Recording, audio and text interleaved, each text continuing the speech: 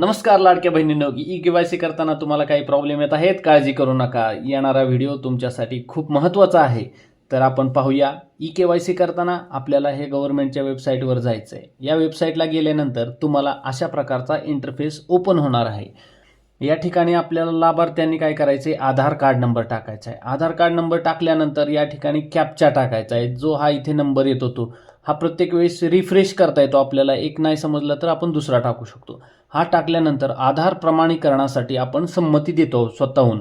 मी वरीलप्रमाणे घोषित करतोय किंवा सत्यापित करते आहे की अशा प्रकारे माझा OTP आधार कार्डला जो लिंक असेल त्या मोबाईलला येईल आणि मी तो देणारा आहे. असा आपण OTP पाठवा म्हणून क्लिक केल्यानंतर आपल्या मोबाईलला OTP येईल आणि तो OTP आपल्याला याच्या पुढच्या स्क्रीनवरती आपल्याला OTP टाकल्यानंतर आपली ई-के-वाय-सी पूर्ण होणार आहे.